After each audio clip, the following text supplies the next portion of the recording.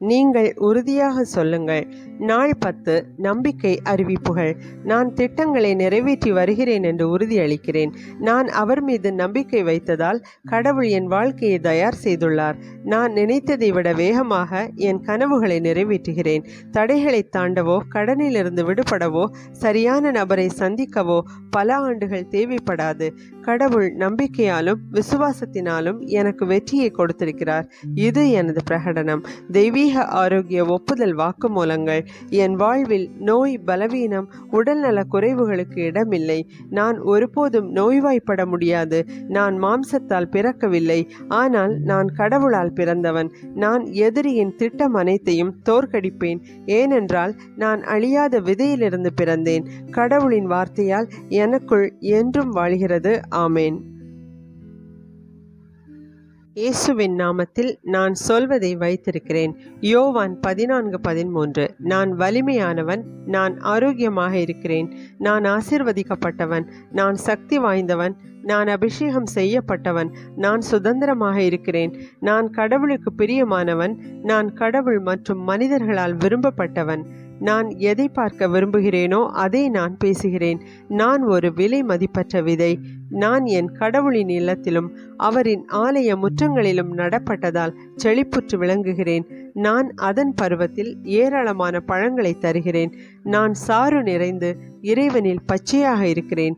முதுமையிலும் நான் புத்துணர்ச்சியுடனும் மலர்ச்சியுடனும் இருப்பேன். என் இலைகள் வாடுவதில்லை. நான் எதை செய்தாலும் இயேசுவின் நாமத்தில் செழிப்பாக இருக்கும். இயேசுவின் நாமத்தில் எனக்கு எப்பொழுதும் காரியங்கள் செயல்படுகின்றன. நான் கிறிஸ்து இயேசுவில் உள்ள ஒவ்வொரு ஆன்மீக ஆசீர்வாதத்தையும் பெறுபவன். நான் ஒரு ஆவி, என் ஆவி ஒரு ஆன்மா கொண்டிருக்கிறது. என் ஆவியும் என் ஆன்மாவும் ஒரு உடலில் வாழ்கின்றன. என் ஆவி என் ஆன்மாவுக்கு கட்டளையிடுகிறது. அதனை எனது ஆன்மா மற்றும் என் உடல் பெறுகிறது மற்றும் கீழ்ப்படுகிறது. இயேசுவின் பெயரில் நான் என் உடலுடன் பேசுகிறேன்.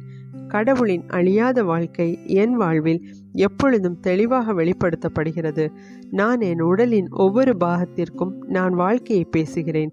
நான் கிறிஸ்துவின் மனதைப் போல என் மனதிற்கு பரிபூர்ணமாக இருக்க வேண்டும் என்று பேசுகிறேன். மேலும் கடவுளின் வார்த்தையால் சீரமைக்கப்பட வேண்டும் என்று நான் கட்டளையிடுகிறேன். நான் என் தசை நாண்கள் மற்றும் நரம்புகளுடன் வாழ்க்கையை பேசுகிறேன். நான் என் தசைகள் மற்றும் தசைநார்கள் வலிமை பெற பேசுகிறேன். நான் என் இதயத்திற்கு உயிர் சக்தியை பேசுகிறேன். சாதாரண காற்றோட்டம் மற்றும் துளை விகிதத்தை பராமரிக்க என் நுரையீரல் மற்றும் திசுக்களுடன் பேசுகிறேன். நான் எனது சிறுநீரகங்கள், கல்லீரல் மற்றும் கணையம் ஆகியவற்றுடன் நிறைவாக செயல்பட பேசுகிறேன். என் இரத்தத்தின் ஒவ்வொரு கலத்திலும் உயிர் இருக்கிறது. எனது எலும்புகள், மூட்டுகள் மற்றும் குருத்தெலும்புகள் சீரமைக்கப்பட்டு வலுவாகவும் உறுதியாகவும் உள்ளன. என் விரல்கள் சிறப்பாக செயல்படுகின்றன. என் கண்கள் தெளிவாகவும் முழுமையாகவும் பார்க்கின்றன. மேலும் என் காதுகள் சீரான செவித்திறனுடன் செயல்படுகின்றன. என் தோல் மென்மையாகவும் புதிதாக பிறந்த குழந்தையின் மேனி போல ஆரோக்கியமாகவும் அழகாகவும் இருக்கிறது. என் முடிக்கால்கள் இறுக்கமடைந்துள்ளன. நான் எனது தலைமுடியை உச்சந்தலையில் இருக்கும்படி கட்டளையிடுகிறேன். மேலும் முடி வளர்ச்சி தேவைப்படும் இடங்களில் எனது நுண்ணறைகளுக்கு வளர்ச்சியை வெளியிடுகிறேன். எனது பற்கள், ஈறுகள், தாடை எலும்புகள் மற்றும் நரம்பு மற்றும் இரத்த நாளங்கள் அனைத்தும் ஆரோக்கியமானவை, வலிமையானவை மற்றும் சரியானவை. எனது அனைத்து ஊக்கிகள் மற்றும் நரம்பியல் வேதியியல் பரப்பிகள் ஒன்றுக்கொன்று சரியான இணக்கத்துடன் உள்ளன மற்றும் அவற்றின் செயல்பாடுகள் சீராக செயல்படுகின்றன.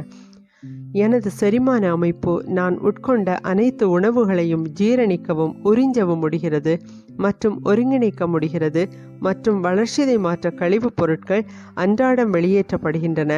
நான் எல்லா வகையான அடிமை தலைகளையும் மது, புகைப்பழக்கம், போதைப்பொருள், உணவு, தொழில்நுட்பம், ஊடகம், தள்ளி போடுதல், வதந்திகள், சோம்பேறித்தனம், அதிக தூக்கம், தேவையில்லாத பொருட்களை வாங்குதல், வீண் செலவு செய்தல் மற்றும் சோம்பல் சிறைப்பிடிக்கப்பட்டு கிறிஸ்துவுக்கு கீழ்ப்படிவதில் எடுத்துக்கொள்கிறேன்.